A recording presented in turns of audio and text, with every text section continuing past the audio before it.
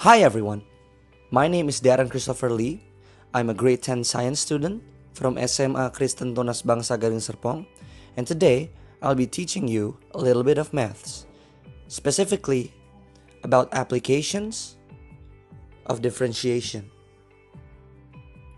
Okay, so applications of differentiations. In this topic we will be studying a few subtopics, such as derivatives as functions themselves, positive and negative functions, maximum and minimum points on graphs, and also derivatives as rates of change. Derivatives as functions. Derivatives are a way of saying rates of change on something, usually a line or a curve, and this happens, of course, on a Cartesian graph. It's when a function changes into another function. Often we use the deriving process when asked to find the function of a tangent line of a curve. And this is when the word differentiation comes. Using this, we can see the hidden values of x and y's. But when we interpret this as more than just values, we have the derivative function. A derived function is usually symbolized like this. And there are three rules in the making of such functions. If you have a function of x followed by an exponent, then the derived form of this function is nx, exponent to n minus 1.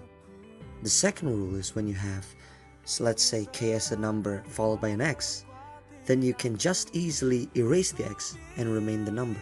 If you have a function followed by any number, then the derived form of that number is 0. Now let's apply this on a question. If you want to derive such a function, then these three rules apply perfectly on doing so. Oh, and what about questions with harder numbers? You can rest easy. It's a lot easier when you understand these three rules. Look, simple. Now take a look at these different graphs with a function derived from the other. If the value of x in these two graphs are smaller than 0, then you can say that the gradients are a negative. And if x is equal to 0, then both are equal to 0. And when x is between 0 and positive 2, then both of these gradients are also positive. And if x is equivalent to 2, then the gradients of these functions are 0. And if x is greater than 2, the gradients of these functions are a negative. Now let's talk about maximum and minimum points.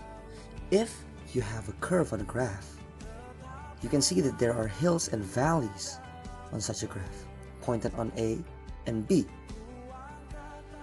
And in this curve, you have one maximum and one minimum points.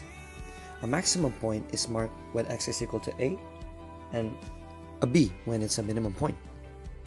And these points are called extreme values. When understood, we are able to find the turning points or the vertex of such a graph and the coordinates of the maximum and the minimum. The solution goes like this. You can see how everything is derived, and you get the x of the vertex. Then you substitute the x with the number 3, and that's when you get minus 4 as the y of the vertex. It's a minimum point because y is equal to negative. And lastly, derivatives as rates of change. The quantities of x and y in a relationship are called variables. X refers to any number in the domain, while y refers to any number in the range. We have a free choice of x, but we need to work the y out. That's why x is called as an independent variable and y as a dependent variable. The variables are of course able to vary. Used in physical or economical quantities, you can change x and y into c as cost, v as volume, t as time, and etc. Rates of change are symbolized with a triangle y over a triangle x. These triangles are actually delta, coming from the Greek alphabet, which means change. If y is equal to fx, then the derived form of that function is like this.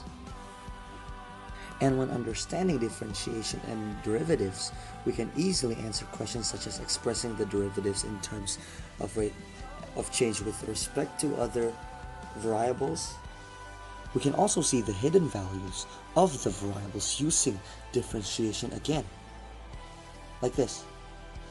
It's really not that hard. All you need to do is understand the concept and see The differentiation is thus applied again. And that's a brief explanation of applications of differentiation. I hope you understand with this video. See you soon. God bless you.